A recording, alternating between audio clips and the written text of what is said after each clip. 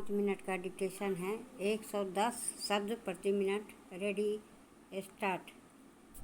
महाराष्ट्र के नासिक में oxygen tanker के लीक होने के कारण आपूर्ति बाधित होने से 20 से अधिक कोविड मरीजों की दर्दनाक मौत जितनी दुखद है उतनी ही शर्मनाक भी। जांच के आदेश हो गए हैं, मुआवजों की भी घोषणा कर दी गई है। पर क्या ऐसे कर्मकांड पहली बार हो रहे हैं?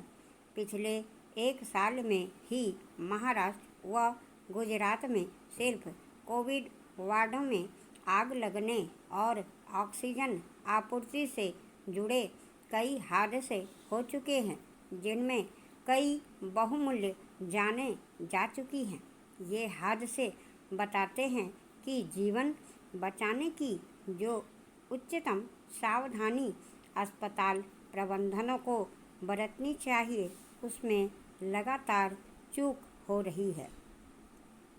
निसंदेह अस्पतालों पर अभी अभूतपूर्व दबाव है।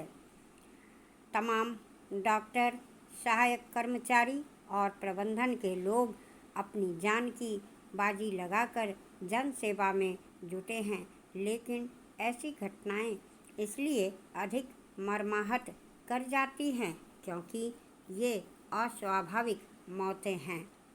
ये मरीज जिंदगी बचने की आस लिए जाकिर हुसैन अस्पताल आए थे।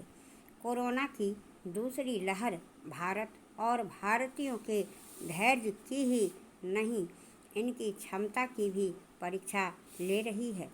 दुनिया के कई देश इस महामारी से जंग में काफ़ी बेहतर स्थिति में पहुंच गए हैं। निसंदेह इसमें उनकी सरकारों की संवेदनशील पहल, तत्परता और नागरिक अनुशासन की बड़ी भूमिका है। ताइवान, न्यूजीलैंड, ऑस्ट्रेलिया जैसे देश तो मिसाल बनकर उभरे हैं। इजरायल, यूएई पूर्ण टीकाकरण के लक्ष्य के करीब हैं, बल्कि इजरायल के स्वास्थ्य मंत्रालय ने तो अनिवार्यतः मास्क पहनने के आदेश को भी वापस ले लिया है। डेनमार्क यूरोपीय सैलानियों के लिए अपने बॉर्डर खोलने की तैयारी कर रहा है। छोटी आबादी वाले देश होने के कारण इनकी उपलब्धियां कमतर नहीं आंकी जानी चाहिए, बल्कि उनसे सबक सीखने की ज़रूरत है। आज 1 साल बाद भी हमारे लिए युद्ध स्तरीय संघर्ष की स्थिति क्यों है? इसे दोहराने की न तो अब आवश्यकता बची है और न ही यह इसका वक्त है। अलबत्ता हमने वैक्सीन कूटनीति के जरिए जो छवि अर्जित की है, उसको बचाने की ज़रूरत है।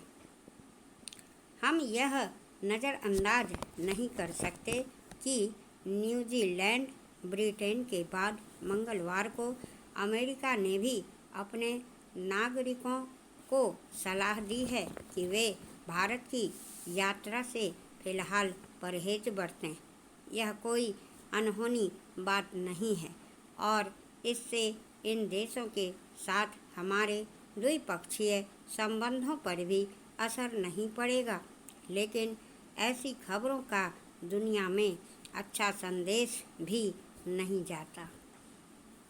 निसंदेह केंद्र और राज्य सरकारें मौजूदा गंभीर स्थिति पर नियंत्रण के लिए हर मुमकिन कदम उठा रही हैं, मगर अब भी कई मोर्चों पर बेहतर समन्वय और संजीदा पहल की ज़रूरत है।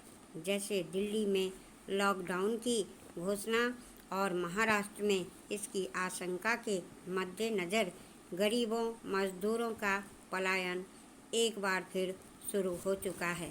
हालांकि इस बार पिछले साल जैसी स्थिति नहीं है, लेकिन तब भी एहतियाती उपायों की खुलेआम अनदेखी हो रही है, जो 3 लाख के करीब दैनिक संक्रमण वाली स्थिति में चिंता की बात है। शासकीय दंड से अधिक अब नागरिकों को भरोसे में लेकर ही हालात से उबरा जा सकता है। कुंभ का उदाहरण हमारे सामने है, लेकिन तंत्र में नागरिकों के भरोसे की मजबूती के लिए हमें नासिक जैसी घटनाओं को रोकना होगा। दुनिया के सामने भी ऐसी घटनाएं